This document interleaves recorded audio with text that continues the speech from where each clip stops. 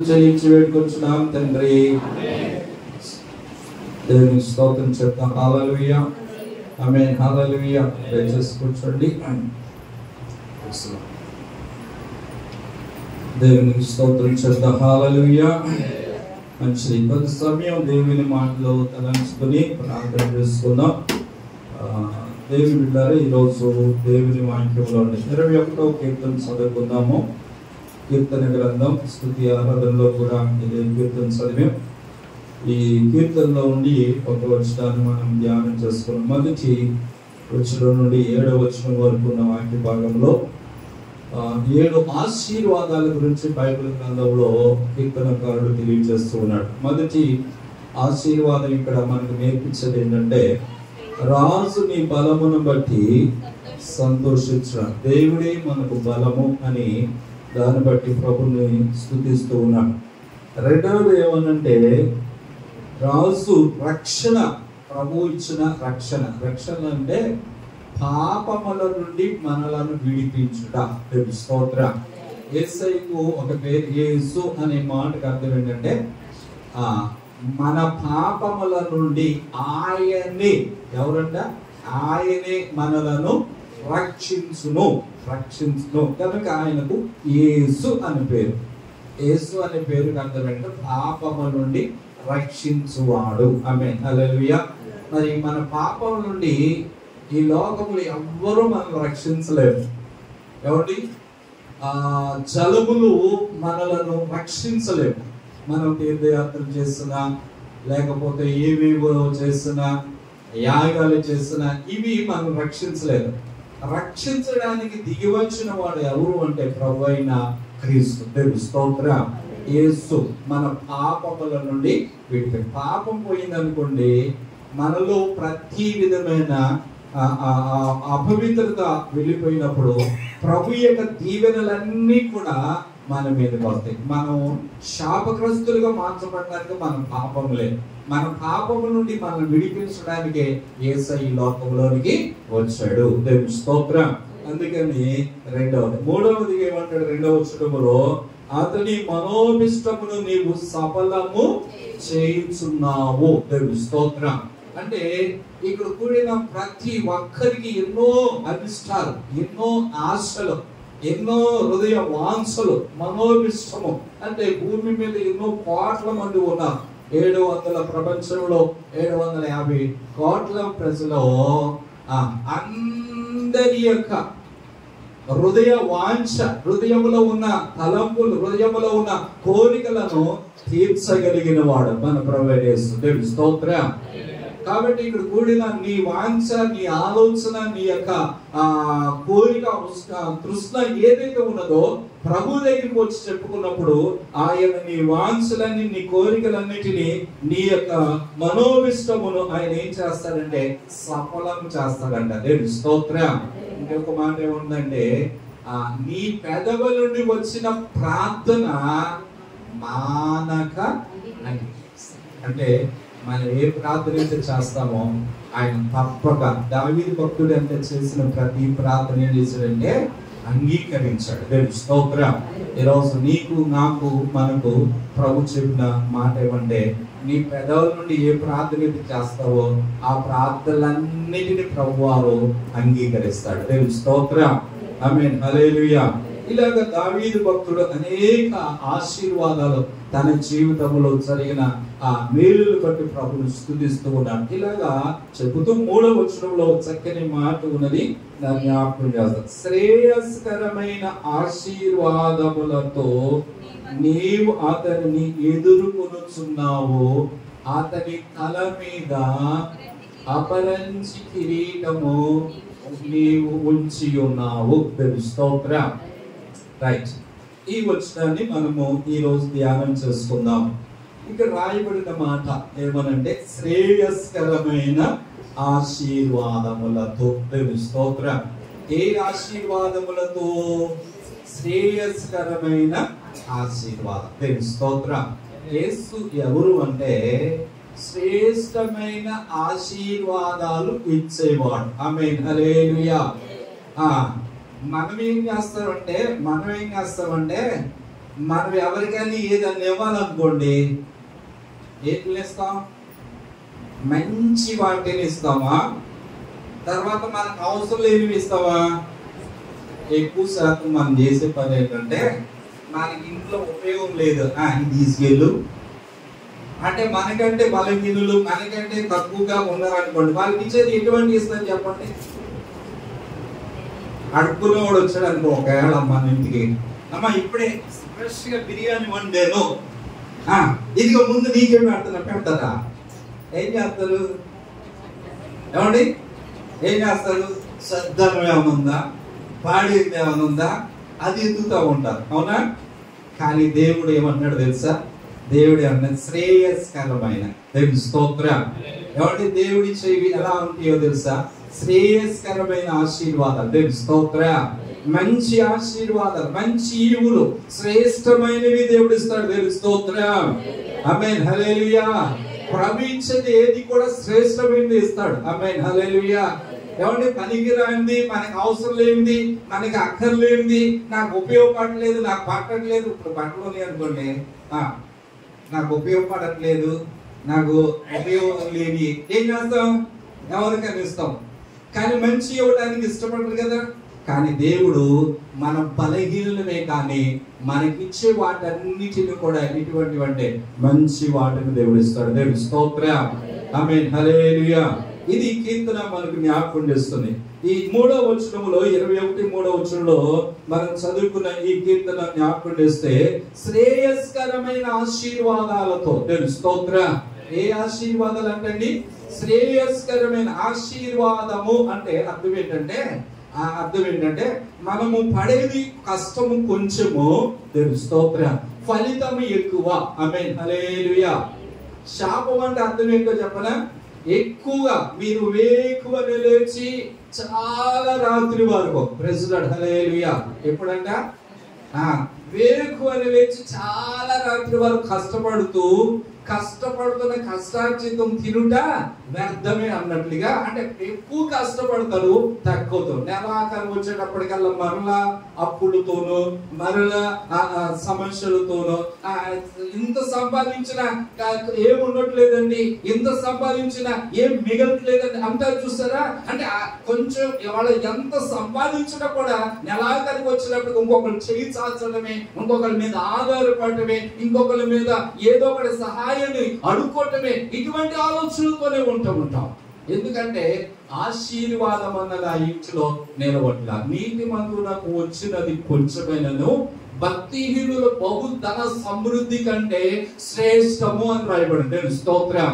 అంటే వీళ్ళకి వచ్చేది కొంచెమే. నీతిగా ఉన్నవారికి, భక్తిగా ఉన్నవారికి, పరిశుద్ధంగా ఉన్నవారికి, ఆత్మీయంగా ఉన్నవారికి, ఏ మోసం చేయకుండా, ఏ దగ చేయకుండా, యథార్థముగా ఎవరి దగ్గర లంచం తీసుకోకుండా తీసుకుని యథార్థముగా ఉండి భక్తిని కాపాడుకోవడం, పరిశుద్ధతను కాపాడుకోవడం, నీతిని కాపాడుకోవడం, దేవుడితో సహవాసం చేస్తూ, దేవుడితో సన్నిధిలో గడుపుతూ తన జీవితాన్ని దేవునికి అంకితం చేసుకుని దేవుడే మీదే ఆనుకుని జీవిస్తున్న ఒక భక్తి కలిగిన వాడు, ఒక ఆత్మీయుడు, ఒక పరిశుద్ధుడు ఉంటాడు చూస్తారా? వాడికి వచ్చేది కొంచెమే కావచ్చు, చిన్న చేతిమే కావచ్చు, చిన్న పనులే చేసుకో ఉండవచ్చు, ఒక కూలి పనికి వెళ్ళవచ్చు, ఏ దినం కాదినం కష్టపడుతూ ఉండవచ్చు. కానీ ఇతనికి వచ్చే కొంచెం దానిని దేవుడు అంట బహు ధన సమృద్ధి కంటే, అంటే భక్తిహీనులు వేల రూపాయలు, లక్షల రూపాయలు ఈ చేతితో ఆ చేతితో 2 చేతులు సంపాదించే దానికంటే శ్రేష్టమైనది, స్తోత్రం.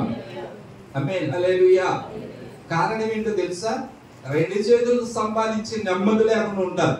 17వ కీర్తన 1వ వచనంలో ఏముంటదంటే, 17వ అధ్యాయం సామెతల గ్రంథం 1వ వచనంలో ఏముంటదంటే, విస్తారమైన ఆహారం ఉంది, రుచిగల భోజన పదార్థం ఉన్నాయి, కానీ ఆ ఇంట్లో అంటే ఏముండదు తెలుసా? నెమ్మది ఉండదంట, సమాధానం ఉండదంట, ఆ ఇంట్లో ఐక్యత ఉండదంట. ఆ ఇంట్లో దేవునితో సంబంధం కలిగిన వారు కనుక ఐక్యత ఉండదు, అనురాగం ఉండదు.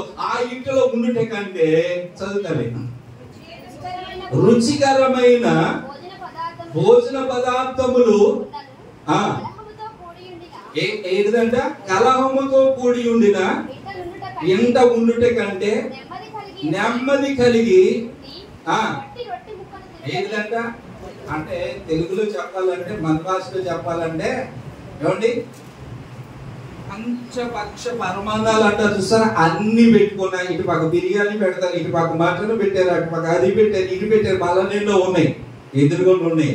కానీ పెట్టేటప్పుడు అన్న వడ్డిస్తా ఏంటి ఇయ్యను అంటే తీసుకొచ్చలే, నువ్వు తెచ్చింది ఏం కాదులే, మా వాళ్ళు పంపించా అన్న. మీ వాళ్ళు పంపించారా అంటాడు.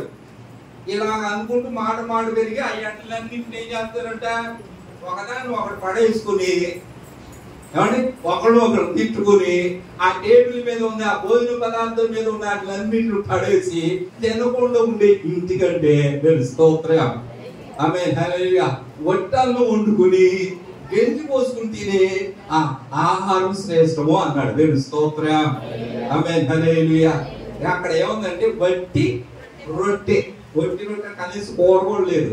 కానీ ఆ ఇంట్లో ఏముందో తెలుసా, ఐక్యత ఉంది. దేవుని స్తోత్రం. ఆ ఇంట్లో సమాధానం ఉంది, ఆ ఇంట్లో నెమ్మది ఉంది, ఆ ఇంట్లో ఏముందో తెలుసా, వాళ్ళిద్దరి మధ్య అన్యోన్యత ఉంది. దేవుని స్తోత్రం.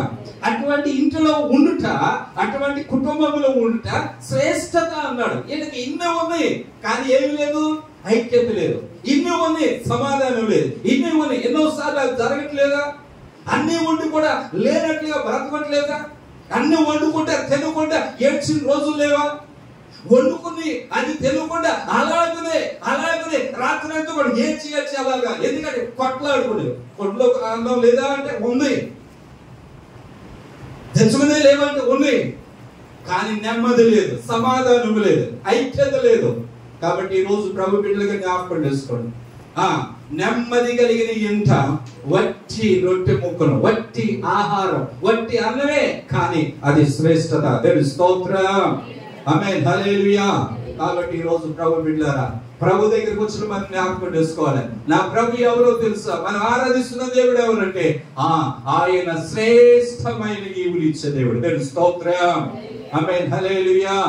మన ప్రభు ఆరాధించే దేవుడు శ్రేష్టమైన వాటిని అనుగ్రహించే దేవుడని, శ్రేష్టమైన ఈవులిచ్చే దేవుడని దేవుని వాక్యం మనకు జ్ఞాపకం చేస్తుంది. కాబట్టి ఈ రోజు ఒక చిన్న మాటను మీరు ఆలోచన చేయండి. దేవుని బిడ్డ దావీదు భక్తుడు ఏమంటుంటే, శ్రేయస్కరమైన ఆశీర్వాదములతో నీవు అతనిని ఏం చేస్తున్నావంటే ఎదుర్కొనుచున్నావు, నీవు ఎదురు వస్తున్నావు, నీవు ఎదురు ఉంటావు. దేవుని స్తోత్రం ఆమేన్ హల్లెలూయా. చూడండి, ఈ మధ్యకాలంలో ఏముందిలే కానీ ప్రతి వారు కూడా ఏదైనా శుభకార్యానికి వెళ్తున్నారు అనుకోండి, ఏమంటారు, నేను అప్పుడే ప్రభులోకి వచ్చి సేవలోకి వచ్చి ప్రార్థనకి వెళ్తా ఉన్నాం. ఒక ఆయనకి బాగోలా హాస్పిటల్కి ఆటో ఎక్కెత్తున్నారు. ఈ లోపు నేను వెళ్ళా, అయ్యారు మీరు ముందు రండి అన్నారు. దేనికి? ఆటోకి ముందు రమ్మన్నారు.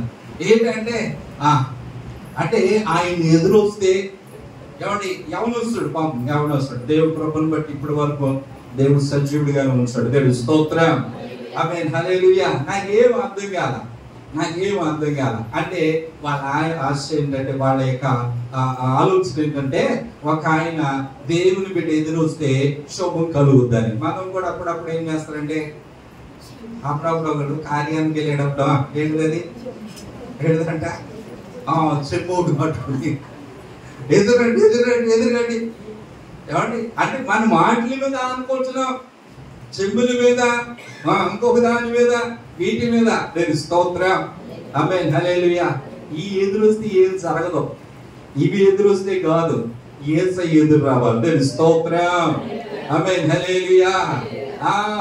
ఎంతమంది శుభకార్యాలకు వెళుతున్నప్పుడు ఎదురు రాలేదు, తల్లిదండ్రులు ఎదురు వచ్చారా, లేకపోతే నువ్వు ఎదురు వస్తే మాకు శుభం కలిగిద్దని ఎంతమంది ఎదురు వచ్చి పంపించలేదు, మరి యాక్సిడెంట్లు అయిపోయి చచ్చిపోవట్లేదా?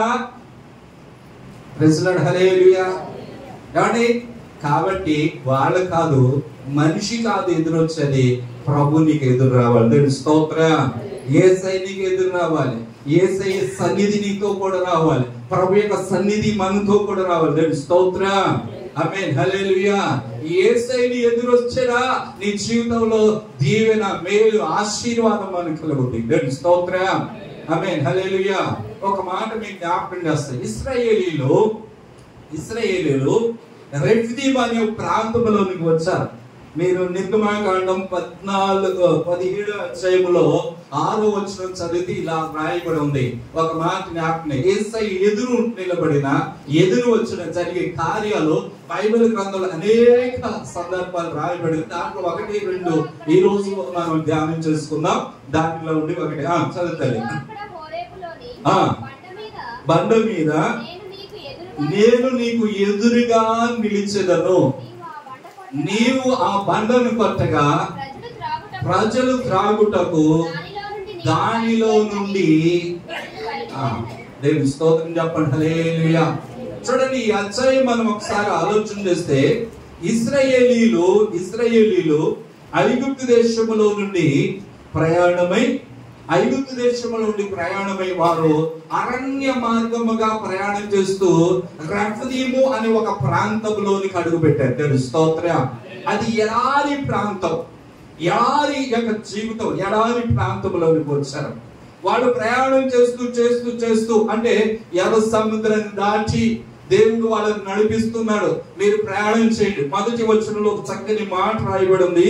అక్కడ ఏమని రాయబడింది? తరువాత ఇశ్రాయేలీయులు సర్వ సమాజము యెహోవా మాట చొప్పున ప్రయాణమును సీను అరణ్యము నుండి ప్రయాణమైపోయి రెఫ్దీములో దిగిరి. తెలుసు స్తోత్రం. ఏ మాట చొప్పున? దేవుని మాట చొప్పున, యెహోవా మాట చొప్పున. దేవుని స్తోత్రం. దేవుడే వెళ్ళమన్నాడు, దేవుడే ప్రయాణం చేయమన్నాడు, దేవుడే మీరు వెళ్ళండి అని చెప్పాడు. అంటే ప్రభు మాటను తీసుకుని దైవజనుడు, ప్రభువుని మాటను తీసుకుని ఇశ్రాయేల్ సమాజం, ప్రభువుని మాట తీసుకుని దేవుని బిడ్డలు ప్రయాణం చేస్తూ ఉండగా వాళ్ళు ఎక్కడి దాకా వచ్చారంటే రెఫదీము అనే ప్రాంతంలోనికి రాగానే, అది ఎడారి ప్రాంతం. దేవుని స్తోత్రం.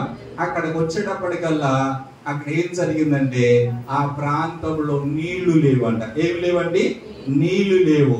నీళ్లు లేకపోయేటప్పుడు ఇశ్రాయేల్ సమాజం అంతా కూడా మోషే మీద వాదిస్తున్నారు, తిరుగుబాటు చేస్తున్నారు, మోషేతో మాట్లాడుతున్నారు, మోషేను వాదిస్తున్నారు, వ్యతిరేకిస్తున్నారు. ఆయనతో ఇష్టం వచ్చినట్లుగా మోషే మీద వాదన పెట్టుకున్నారు. ఎందుకు మమ్మల్ని ఇక్కడ తీసుకుని వచ్చాం? ఎందుకు మమ్మల్ని అరణ్యములో లేక ఈ అరణ్యంలో చచ్చిపోవడానికి మమ్మల్ని ఎందుకు ఇక్కడ తీసుకొచ్చాం? మేము ఐగుప్తులో ఉన్నప్పుడే చనిపోతే బాగున్నా, ఐగుప్తు దేశంలో మా భర్తలు అక్కడ ఉన్నప్పుడే బాగున్నా, అక్కడే బాగుండేవాడు. ఎందుకు తీసుకొచ్చావయ్యా? ఈ మార్గంలో మాకు నీళ్లు లేవు, నీళ్లు లేక అల్లాడిపోతున్నాం, మేము చచ్చిపోతాం, సమస్యలిపోతున్నాం, మా పిల్లలకు, మా పశువులకు, మా యొక్క సమాజానికి నీళ్లు లేక అల్లాడిపోవటానికి, ఇక్కడ చావడానికి, ఈ అరణ్యంలో మమ్మల్ని సమాధం చేయడానిక నువ్వు ఇక్కడ తీసుకుని వచ్చావని మోషే మీద వాడు ఏం చేస్తున్నారంటే సనుగుతూ ఉన్నారని వాక్యంలో రాయబడింది. మోషే మీద తిరుగుబాటు చేస్తున్నారు, మోషే మీద సనుగుతూ ఉన్నారు. ఎందుకు తీసుకుని వచ్చా మమ్మల్ని? ఎందుకు ఇక్కడ దాకా తీసుకుని వచ్చా? అక్కడ ఉంటే బాగుండేది కదా. నీళ్లు లేవే, తాగడానికి నీళ్లు లేవే. చూడండి, దేవుని బిడ్డ ఆహారం లేకపోయినా కొంతకాలం ఉండగలం. నీళ్లు లేకపోతే మనిషి ప్రాణము అల్లాడిపోద్ది, ప్రాణం పోద్ది. అందుకని వాళ్ళందరూ కూడా మోషే మీద తిరుగుబాటు చేస్తున్నారు. నిజమే, వాళ్ళు ఉన్నది అరణ్య జీవితం, వాళ్ళు ఉన్నది ఎడారి జీవితం, నీళ్లు లేని జీవితం, నీళ్లు లేని బ్రతుకు అనగా సమృద్ధి లేని జీవితం, ఎండిపోయిన బ్రతుకులకు సాదృశ్యముగా ఉన్నది. ఎండిపోయిన బ్రతుకు. ఈ రోజు దేవుని దగ్గరికి వచ్చిన మనం కూడా ఈ ఇశ్రాయేల్ సమాజమును జ్ఞాపకం చేసుకుంటే మన జీవితాల్లో కూడా ఎండిపోయిన బ్రతుకు అనగా అభివృద్ధి లేని జీవితం, వృద్ధి లేని జీవితం, ఏది చేసిన కలిసి రాని జీవితం, నిరాశగా ఉండటమే. మన బ్రతుకులు ఏ మేలు అనుభవించలేము, అభివృద్ధిని అనుభవించలేము, మేలును చూడలేము అనుకుంటే దిగజారిపోతూ, కృంగిపోతూ, ఆధైర్యపడుతూ ఇక మా బ్రతుకులు ఇక్కడ అల్లాడిపోవటమే, ఇక్కడ చావడమేనా, మాకు సరే ఇది తప్ప మాకు వేరే దిక్కు లేదా అని కృంగిపోతున్న ఆ పరిస్థితుల్లో ఆనాడు ఇశ్రాయేలు దగ్గరకు వచ్చింది. అయితే ప్రభు ఒక మాట చెప్పాడు, మీరు వెళ్ళండి అన్నాడు. దేవుని స్తోత్రం. మోషే దేవుని మాట చొప్పున ప్రయాణం చేస్తున్నప్పుడు నువ్వే అరణ్యంలో వెళుతున్నావో, ఏ ఎడారి గుండా వెళుతున్నావో, ఎటువంటి పరిస్థితుల గుండా వెళుతున్నావు, నువ్వు వెళ్ళే మార్గం యేసుకు తెలుసు. దేవుని స్తోత్రం. ఓ భక్తుడు అంట, నేను వెళ్ళే మార్గము నా యేసుకే తెలియును.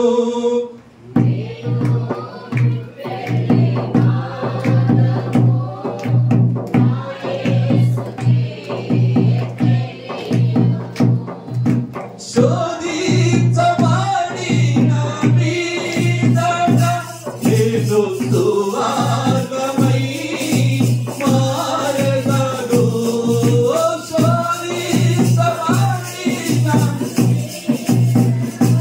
నేను సువార్గమై మారెదను. హల్లెలూయా హల్లెలూయా హల్లెలూయా హల్లెలూయా.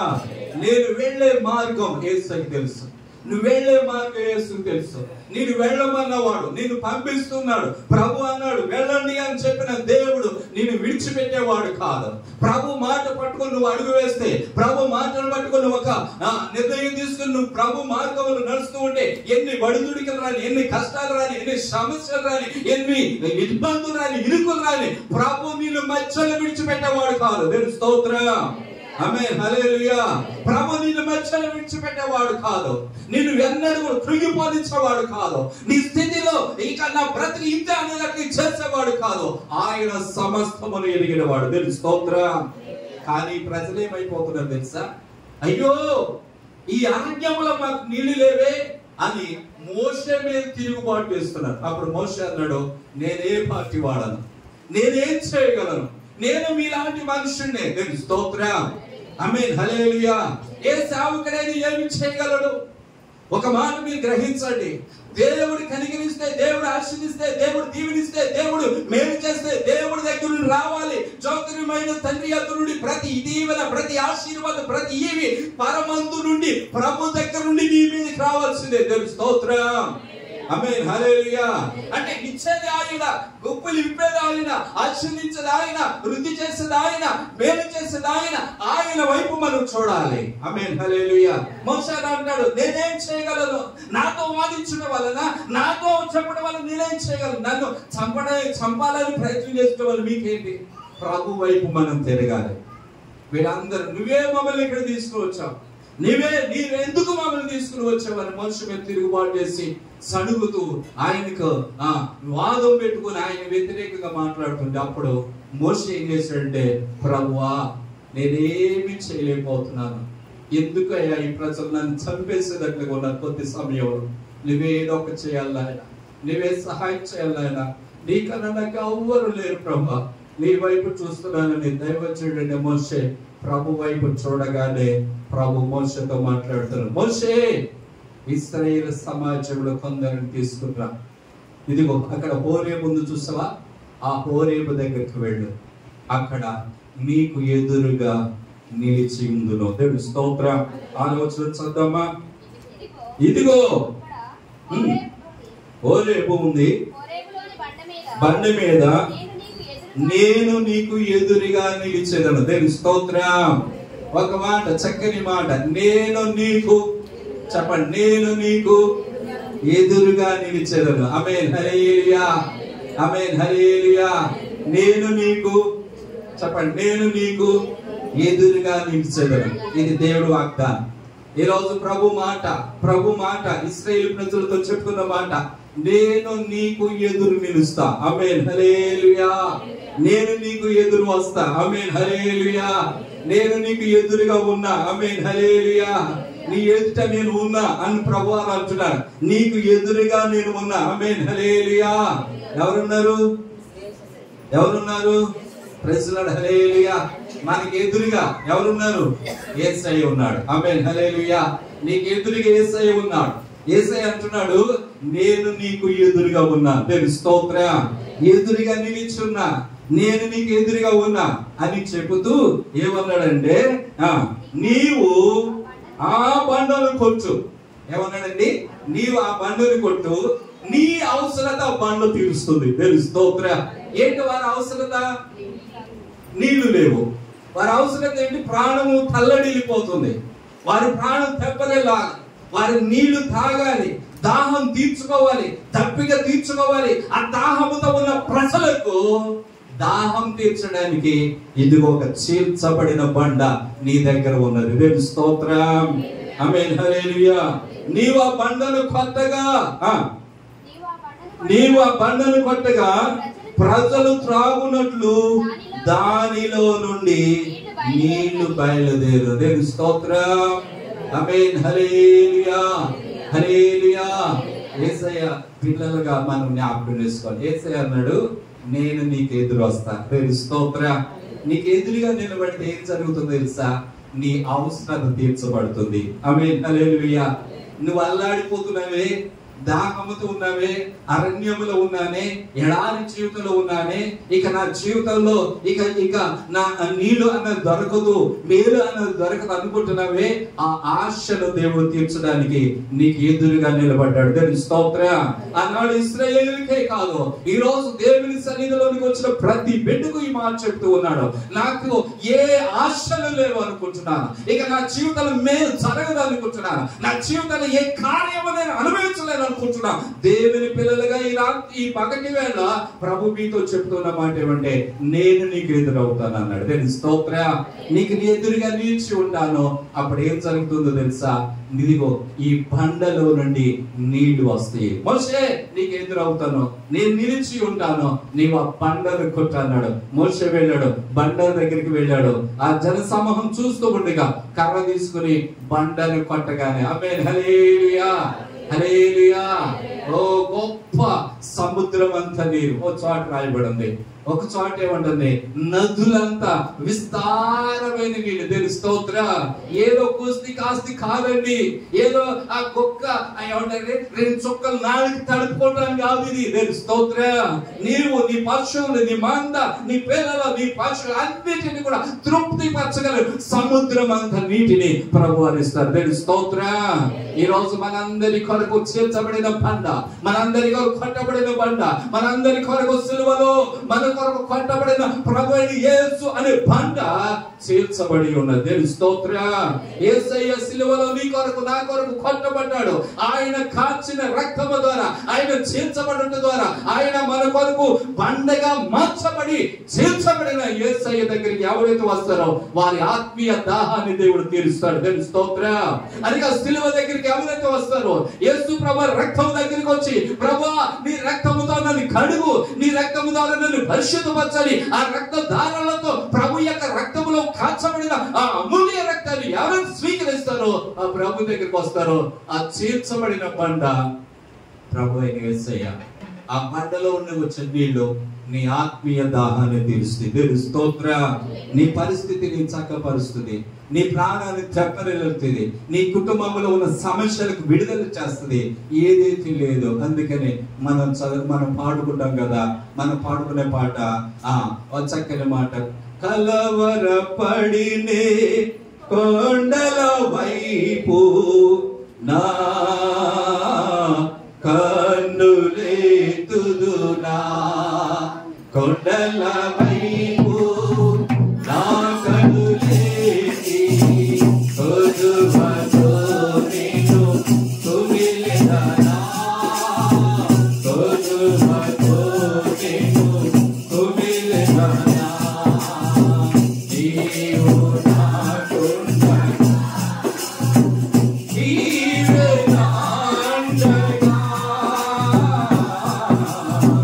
నీవు నాకుండగా, నీవే నాండగా, నీవే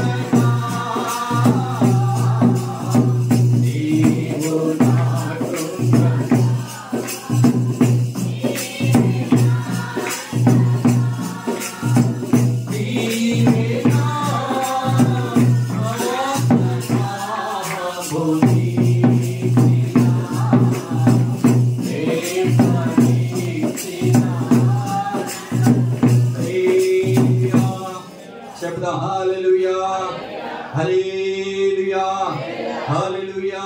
దేవుని బిడ్డలారా, ఈ బండ ప్రభువైన క్రీస్తు వెంబడించిన బండ. ఈరోజు మోషే ఇశ్రాయేలు ప్రజలందరూ కూడా దాహముతో ఉన్నప్పుడు వారి కొరకు దేవుడు అన్నాడు, నేను నీకు ఎదురుగా నిలబడతానన్నాడు. దేవుని స్తోత్ర.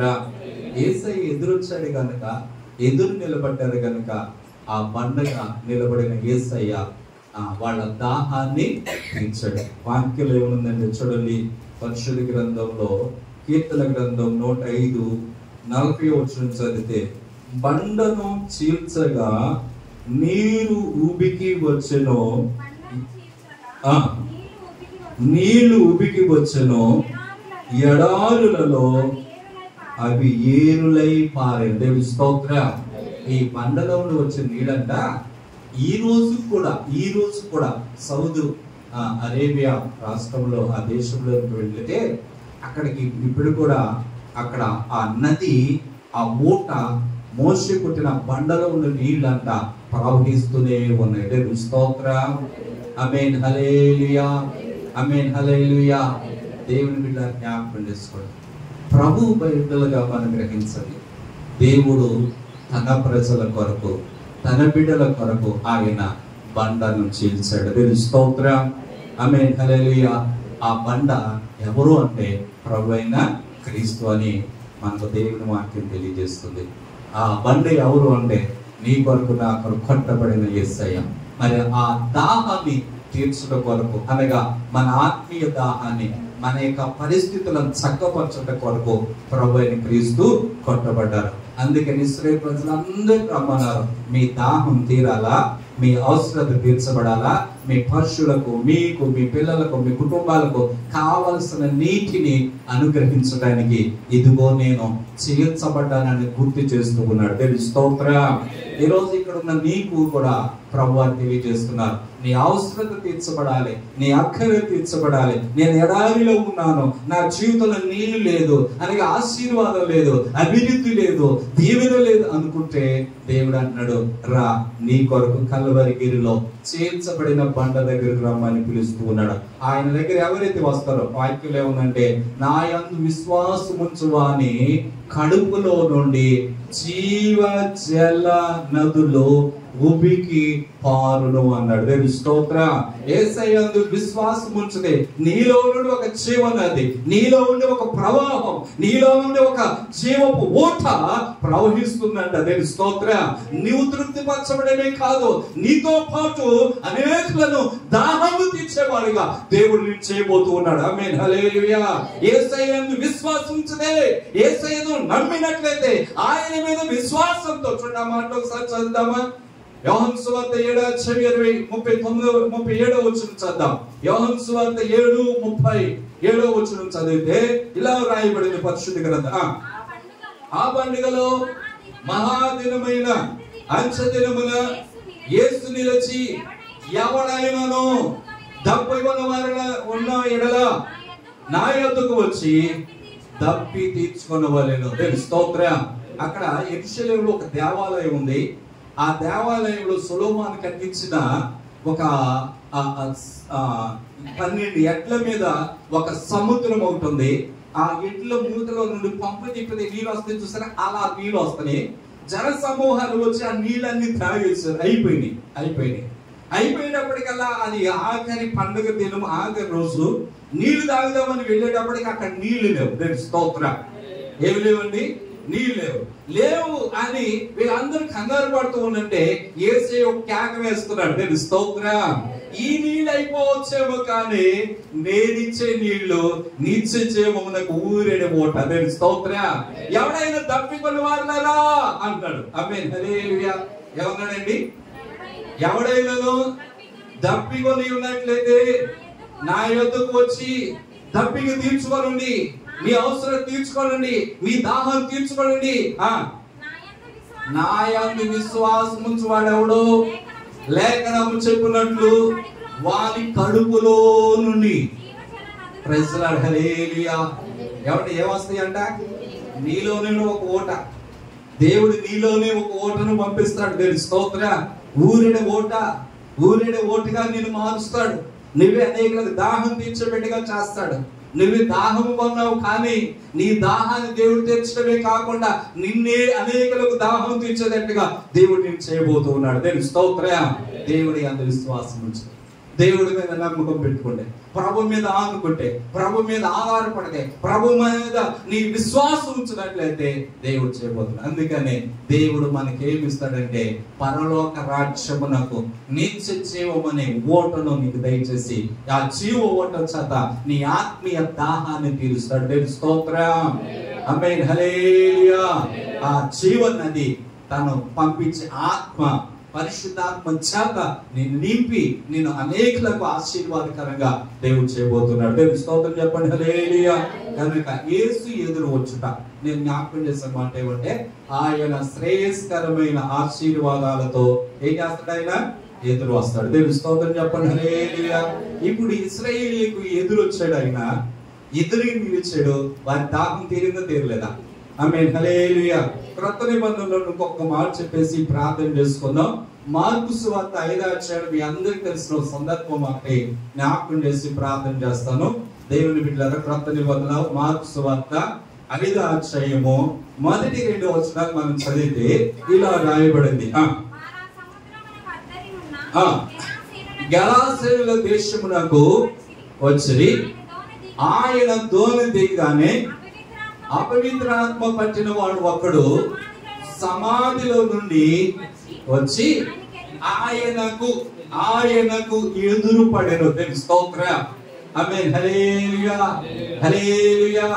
ఆమేన్. హల్లెలూయా. యేసు ప్రభువారు సముద్రం అద్దరిలో ఉన్నాడు. ఆయన అద్దరిని ఇద్దరికి వచ్చాడు. దేవుని స్తోత్రం చెప్పండి. హల్లెలూయా.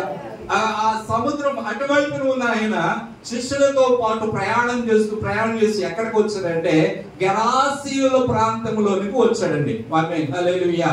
ఆయన అడుగు పెట్టి దోణి దిగాడు. దోణి దిగుతూ ఉండగా ప్రైజ్ లార్డ్. హల్లెలూయా. దిగేసి అడుగులు వేస్తూ ఉన్నారు. అడుగులు వేసుకుంటూ ప్రభువారు ఈ ఊరిలోనికి వెళ్ళవలసినాడు. ఊరికి ఉత్తరంగా అలా నడుచుకుంటూ వెళుతూ ఉన్నాడు. దేవుని స్తోత్రం చెప్పండి. హల్లెలూయా. ఎటు వెళ్తున్నాడండి? అటు వెళ్తున్నాడు అనమాట. అటు వెళ్తుంటే అక్కడ నుండి ఒకడు యేసయ్యకి ఎదురు పడ్డాడు. Praise Lord. హల్లెలూయా. ఏమండి? ఆడేమో అటు నుండి వస్తున్నాడు, ఈయనేమో ఇటు నుండి వెళ్తున్నాడు. దేవుని స్తోత్రం. చూడండి, వీళ్ళిద్దరు కలుసుకున్నారు, ఎదురు పడ్డారు. ఎవరెవరు ఎదురు పడ్డారు? యేసయ్య, అటు నుండి వస్తున్న దయ్యం పట్టిన వాడు. దేవుని స్తోత్రం. అటు నుండి సమాధిలో ఉండేవాడు, అటు నుండి ఇంటిలో ఉండేవాడు కాదు అని బైబిల్లో లూకా సువార్తలో రాయబడింది. వాడు ఇంటిలో లేడు, అనగా మందిరంలో లేడు, ఆరాధనలో లేడు, పరిశుద్ధతలో లేడు, ఆత్మీయతలో లేడు, దేవుడిలో లేడు. ఎక్కడ ఉంటాడంటే సమాధిలో ఉండేవాడు. అది బూడిద తీరేవాడు, లోకంలో ఉన్న ఆ చెడు కార్యాల్లో పాపములో జీవిస్తూ ఉన్నవాడు. అక్కడ ఉండేవాడు దగ్గరకు యేసయ్య వస్తూ ఉన్నాడు. వాడేమో యేసయ్య దగ్గర ఎదురయ్యాడండి. దేవుని స్తోత్రం. ఆమేన్. హల్లెలూయా. ఇప్పుడు యేసయ్య వాడికి ఎదురొచ్చాడు. ఆమేన్. హల్లెలూయా. ఏం జరిగిందో తెలుసా? యేసయ్య ఎదురు రాగానే వాడు ఏమైపోయాడంటే వాడిలో ఉన్న బలహీనత పోయింది. దేవుని స్తోత్రం. వాడు అప్పటి వరకు మనుషులు ఆయన చూడగానే భయపడేవాడు, కేకలు వేసేవాడు, అరిచేవాడు, మనుషులు ఎవరు కూడా వాడు సాధుపరచలేకపోయేవాడు, వాడే గాయం చేసుకునేవాడు, వాడే బాధ పెట్టుకునేవాడు. అటువంటి వాడు యేసయ్య ఎదురు పడగానే ఆమేన్. హల్లెలూయా. జరిగిన కార్యం ఏంటంటే వాడిలో ఉన్న ఆ సమస్య, వాడిలో ఉన్న ఆ దయ్యపు కార్యం, వాడిలో ఉన్న చీకటి అలవాటు, వాడిలో ఉన్న ఆ అపవిత్రత, వాడిలో ఉన్న చెడుతనం ఏడిపోయింది. దేవుని స్తోత్రం. ఆమేన్. హల్లెలూయా. హల్లెలూయా. నేను జ్ఞాపకం చేసే మాట ఏమంటే, ఇది ఎన్నోసార్లు విన్నాం, కానీ ఈ సందర్భంలో ఎదురు వచ్చుట గురించి మాట్లాడుతున్నాం కనుక యేసయ్య ఎదురొచ్చాడు, వాడు బాగుపడ్డాడు. ఆమేన్. హల్లెలూయా. వాడు ఏ మనుషుడు వాడిని బాగు చేయలేకపోయారు. మనుషులు బాగు చేయలేకపోయారు, కులస్తులు బాగు చేయలేకపోయారు. మనుషులు ఎన్నో ప్రయత్నాలు చేశాడు, ఎవడి వల్ల కానిది నా యేసు ఎదురుపడగానే వాడి జీవితంలో కార్యం జరిగింది. స్తోత్రం. ఈ రోజు మనుషులు నీ అలవాట్లు ఎవరు మార్చలేకపోవచ్చు, నీ స్థితిని ఎవరు మార్చలేకపోవచ్చు. ఎన్ని ప్రయత్నాలు చేసినా, ఎన్ని ఆజ్ఞలు పెట్టినా, ఎన్ని కట్టాలు పెట్టినా, ఎన్ని నియమాలు పెట్టినా, ఎన్ని నిబంధనలు పెట్టినా ఏ మనిషి కూడా నీ బతుకులు మార్చలేడు. స్తోత్రం. కానీ యేసయ్య అడుగు పెడితే చాలు, యేసయ్య నీకు ఎదురు వస్తే చాలు, యేసయ్య దగ్గరికి నువ్వు వెళితే చాలు. దేవుని స్తోత్రం. యేసయ్య నీ దగ్గరికి వచ్చినా, నువ్వు యేసు దగ్గరికి వెళ్ళినా మన జీవితంలో మేలు కలుగుతుంది. ఆమేన్ హల్లెలూయా, ఆమేన్ హల్లెలూయా. వాడు మార్పు చెందాడు, వాడి హృదయం మారిపోయింది, వాడి బతుకు మారిపోయింది, వాడి జీవితం మారిపోయింది, వాడి అంతరంగం మారిపోయింది, వాడి జీవితంలో పాపం పోయింది, ఆ దుష్ట క్రియలు పాడైపోయిన, ఆ బుద్ధులు పాడైపోయిన క్రియలన్నీ లయమైపోయింది. ఈయన యేసు దగ్గరకు వచ్చి ఆయన దగ్గర కూర్చున్నాడు అంట. దేవుని స్తోత్రం. ఆమేన్ హల్లెలూయా. అందరూ ఆశ్చర్యపడుతున్నారు. ఒకప్పుడు వీడు రోడ్లలో తిరిగేవాడు, ఒకప్పుడు సమాధిలో ఉండేవాడు, ఇప్పుడు ఎక్కడ ఉన్నాడో తెలుసా? యేసయ్య దగ్గర ఉన్నాడు. దేవుని స్తోత్రం. యేసయ్య ఎదురు పడితే నీ బతుకు మారిపోతుంది. ఆమేన్ హల్లెలూయా. మన స్థితి మారిపోతుంది. వాడి స్థితి చూచి అని కూడా వాక్యంలో రాయబడింది. ఒకప్పుడు స్థితికి ఇప్పుడు స్థితికి, ఒకప్పుడు బట్టలు లేనివాడు ఇప్పుడు బట్టలు కట్టుకున్నాడు. ఆమేన్ హల్లెలూయా. ఒకప్పుడు తిరిగేవాడు ఇప్పుడు కూర్చున్నాడు, ఒకప్పుడు అరిచేవాడు ఇప్పుడు నెమ్మదిగా ఉన్నాడు. ఆమేన్ హల్లెలూయా. ఇది ఎవరు చేస్తారంటే యేసయ్య. వారన్నారు ఆ ఊరులందరూ యేసయ్యను పంపించండి, యేసయ్య వల్ల మాకు వ్యాపారానికి, అంటే పందుల్ని, విస్తారమైన పందులు ఈ దెయ్యాలు వాటిలో పడటం వల్ల సందులో పడిపోతే అలా వ్యాపారం నష్టం అవుతుంది. ఇది బాగుపడినందుకు సంతోషించట్లా, వాళ్ళ వ్యాపారం పోతుందండి, యేసయ్య పంపించండి అన్నారు. కానీ యేసయ్య ఒక్కడి కోసం సముద్రం అద్దరు నుండి ఇద్దరికి వచ్చాడు. దేవుని స్తోత్రం. ఆ ఊరిలోకి వచ్చింది యేసయ్య ఒక్కడు రక్షించడానికి వరకే వచ్చాడు. ఆమేన్ హల్లెలూయా. నేను ఈ పగటి వేళ మనం నేర్చుకునే మాట ఏమంటే, ఆ సముద్రం అద్దరు నుండి ఎన్నో అష్ట కష్టాలు పడి ప్రభువారు ఆ తుఫాను ఎదురైనా ఆ నావుడు నడిపించుకుని యువతలకి ఎందుకు వచ్చంటే ఒక్కడను మార్చడానికి.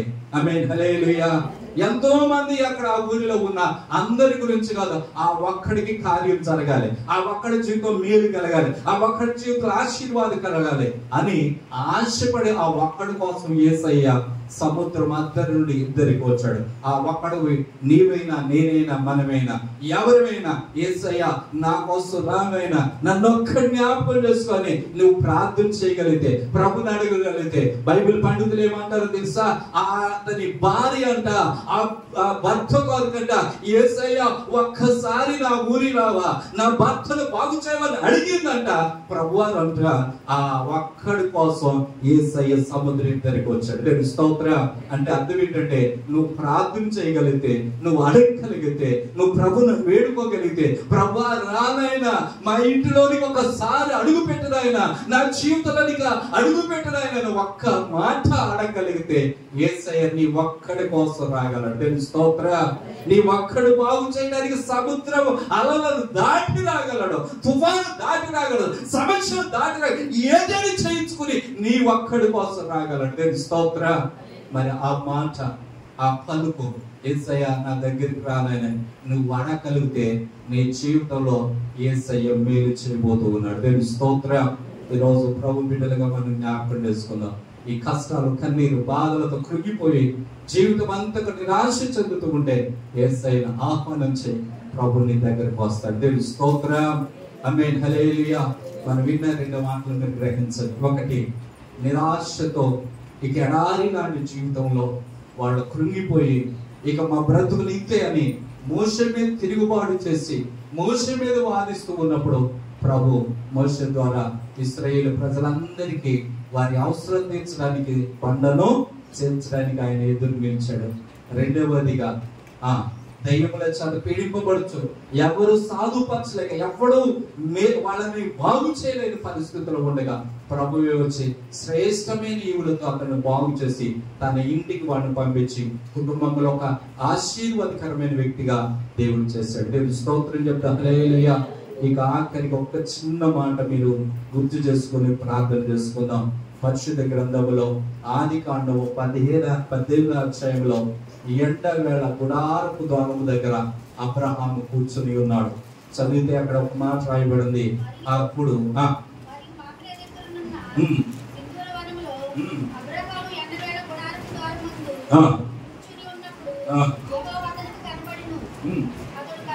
యెహోవా అతనికి కనబడిన అతడు పరిగెత్తుకుని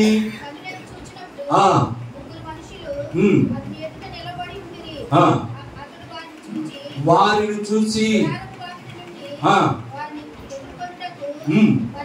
వారిని ఎదుర్కొనుటకు పరిగెత్తుకుని నేల మట్టుకు వంగి, ప్రభువా నీ కటాక్షం నా మీద ఉన్న ఎడల ఇప్పుడు నీ దాసుని దాటిపోవద్దయా అన్నట్టు. స్తోత్ర.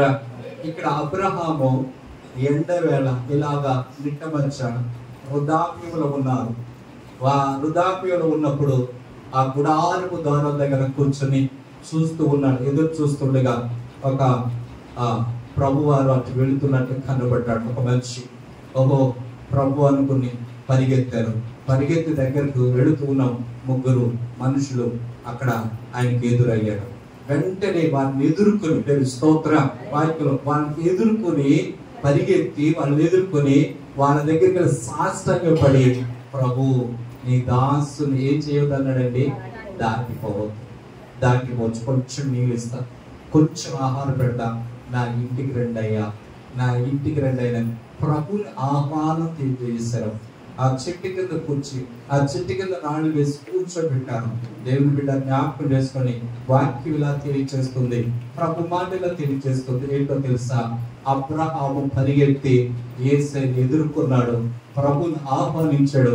నా దాసుని దాటిపోవద్దయా, నీ దాసుని దాటి వెళ్ళవద్దయా, కొంచెం ఆహారం పెడతా, కొంచెం నీళ్ళు ఇస్తా, రండయ్యా అని పిలిచాడు. త్వరగా వెళ్ళారు. నువ్వు చెప్పినట్లు చేయమనిగానే త్వరగా వెళ్ళారు. వాళ్ళకి ఆహారం సిద్ధపరిచారు.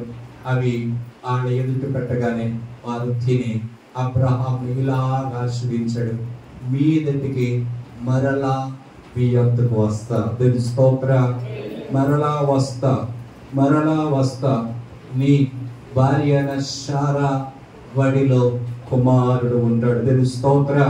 నిండు వృద్ధాప్యంలో ఉన్నారు. అప్పటికి ఆమె ఆ స్త్రీ ధనం ఉడికిపోయింది. డాక్టర్లు అందరూ ఇక పిల్లలు పుట్టరు అన్నారు. ఇక పిల్లలు పుట్టే అవకాశం లేదు. ఇక ఈ కార్యం జరగదు. వారి ఇంటిలో నవ్వు కలగదు, వారి ఇంటిలో సంతోషం కలగదు. ఇక నా ఇంటిలో ఆనందం, నా కడుపు నుండి పుట్టిన బిడ్డల ద్వారా ఆనందం నేను చూడలేను. ఇదిగో ఎలియాజరు నా ఇంటి పెద్ద దాసుడికే, ఇక వాళ్ళకే నా ఆస్తి, నా కష్టాచేతం ఇంకొకరికి వెళ్ళటమే కానీ నా బ్రతుకులు మేలు కలగదు, నా బ్రతుకులు ఏ ఆశీర్వాదం చూడలేదని కొన్ని దిగులతో ఉన్న అబ్రహాము దగ్గరకు ప్రభు వచ్చాడు. స్తోత్ర. అబ్రహాము, ఇదిగో నీ కడుపు నుండి పుట్టిన వాడే నీకు ఆనందాన్ని కలిగి చేస్తాడు, నీకు నవ్వు కలిగి చేస్తాడు, నీ కుటుంబంలో ఆనందం మరలా కలుగుతుంది, మీదటికి మరలా వస్తాడు. స్తోత్ర. ఆమేన్. హల్లెలూయా. ఈరోజు ప్రభు బిడ్డల జ్ఞాపకం చేసుకోండి. ఈ మాటలో అబ్రహాము దేవుడు ఎదుర్కొన్నాడు, ఇంటికి తీసుకుని వచ్చాడు. దేవుడు ఆ ఇంటిలో ఉన్న కొరతను తీర్చాడు, అవసరతను తీర్చాడు. అసాధారణమైన కార్యం ఇది, డాక్టర్లు చేయలేరు, ప్రకృతిలో ఎక్కడ జరగదు. అటువంటి అద్భుతమైన కార్యాన్ని అబ్రహాము జీవితంలో కలిగించేసి ఒక శ్రేష్టమైన కుమారుడు కలిగించేసి ఆ దుఃఖాన్ని ఆనందముగా దేవుడు చేశాడు. ఈరోజు ఈ మాటలు విన్న నీవు కూడా ప్రభుని ఎదుర్కొన్నట్లయితే ప్రభు నీ జీవితంలో కూడా అట్టి ఆశీర్వాదం శ్రేష్టమైనవి దేవుడు అనుగ్రహిస్తాడు. అంటే ఈ రోజు మన వాక్యం ఏంటంటే, శ్రేష్టమైన ఆశీర్వాదములతో నిన్ను ఎదుర్కొంటాడు. దేవుని స్తోత్ర. యేసయ్య ఎదురు నీ దగ్గరికి వస్తాడు.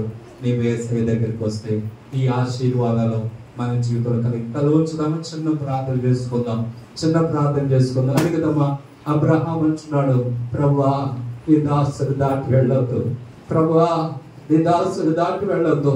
ఎదురు వెళ్ళాడు, పరిగెత్తాడు, దాటిపోనీకూడదు, నా యేసై దాటిపోనీకూడదు, నా యేసైని పట్టుకోవాలి, యేసైని దాటిపోనీయొద్దని ఆశపడ్డాడు. కేక వేస్తుండే, అయ్యా ప్రభువా ప్రభువా దాటి వెళ్ళొద్దయ్యా, నా ఇంటిలో కొరతలు ఉన్నాయి నాయన, నా ఇంటికి ఒక్కసారి నాయన, నా ఇంటికి ఒక్కసారి అడుగు పెట్టు ప్రభువా, నువ్వు దాటి వెళ్ళొద్దయ్యా. ఇందుకే కదా నీ దాసు దగ్గరికి వచ్చింది, మేలు చేయడానికే కదా అయ్యా. రా నాయనా, నా ఇంటిలోనికి రా ప్రభు అని ప్రభుని ఆహ్వానం తెలియజేశాడు. ప్రభుని పిలుచుకున్నాడు, ప్రభుని పిలుచుకున్నాడు. ప్రభు అబ్రహాము గుడారం దగ్గరికి వచ్చాడు, అబ్రహాం గుడారం దగ్గరికి వచ్చాడు. అబ్రహాము యేసయ్యకు ఆకలి తీర్చాడు, యేసయ్యకు ఆకలి తీర్చాడు, చక్కని ఆహారం పెట్టాడు. ఆయన ఆకలి నువ్వు రక్షణ పొందటం, ఆయన ఆకలి నువ్వు స్తుతి చెల్లించటం, నువ్వు ఆరాధన చేస్తుంటే యేసయ్య ఆకలి తీరిపోతుంది. చెప్తావా, యేసయ్యా యేసయ్యా యేసయ్యా యేసయ్యా యేసయ్యా ఈరోజు నన్ను దాటి వెళ్ళొద్దు నాయన, యేసయ్య తృప్తిగా భుజించాలి, యేసయ్యను ఆనందం పెట్టాలనుకున్నాడు. యేసయ్యను సంతోష పెట్టాడు, యేసయ్య ఆకలి తీర్చాడు. యేసయ్య అబ్రహాం ఆకలి తీర్చాడు, అబ్రహాం అవసరత తీర్చాడు, అబ్రహాము లోటు తీర్చాడు, అబ్రహాములో కొరత తీర్చాడు. ఈరోజు యేసయ్యని పిలిచిన ప్రతి బిడ్డ కొరత యేసయ్య తీర్చబోతున్నాడు. అడుగుతారా, యేసయ్య నన్ను దాటి వెళ్ళవద్దు నాయన, సహాయం చేయండి ఆయన. యేసయ్యా యేసయ్యా యేసయ్యా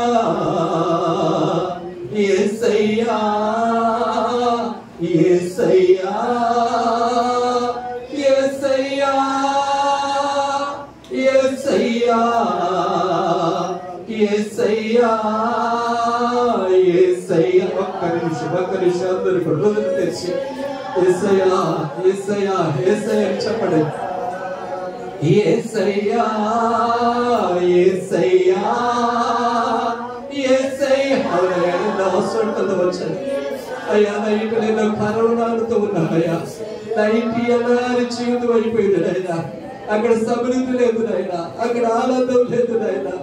అదిగో ఇశ్రాయేలీయుల్లో ఎడారిలో ఉన్నట్లుగా నా బ్రతుకులో మనకి ఎడారిలాంటి బ్రతుకయ్యా, నీళ్లు లేవు నాయనా, కొరతలు అయిపోయింది నాయనా, లోటు అయిపోతుంది ప్రభా. సహాయం చేయనాయనా ప్రభా, నాకు సహాయం చేయనాయనా ప్రభా, నాకు సహాయం చేయనాయనా. గెరాసేనుల దేశంలో ఉన్నవాడు వాళ్ళ భార్య చెప్పుకుంది, ప్రభా నేను వీటిని ఎవ్వరూ సాధించలేదయ్యా, మనుషులు ఎవ్వరు ప్రయత్నం వాళ్ళు వీడు బాగుపడడు ప్రభా, నువ్వేం చెయ్యాలి, నువ్వేం చెయ్యాలయ్యా, నువ్వేం చేయాలి ప్రభా, సహాయం చేయదాయని కన్నీళ్లు కారుస్తూ ఉండగా ప్రభు సముద్రులందరి నుండి ఇద్దరికి వచ్చాడు. వాడి దగ్గరికి వెళుతున్నాడు, వాడు బాగు చేయాలి, ఈ రోజు నిన్ను బాగు చేయడానికి ఒక్కడి కోసం ఈ రోజు స్థలంలోకి వచ్చాడు.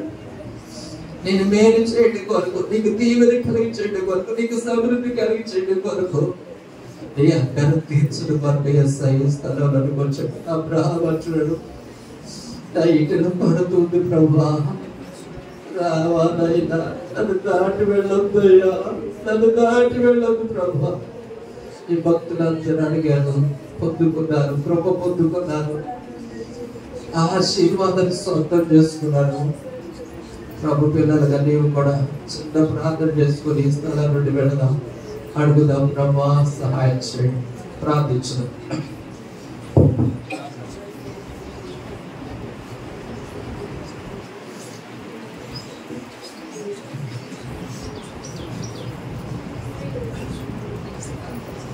పరిశుద్ధుడా, ప్రేమ కలుగుతుంది నీ పరిశుద్ధమైన పాదాలు ప్రభా, అయ్యా స్తుతులు స్తోత్రాలు చెల్లిస్తున్నాను.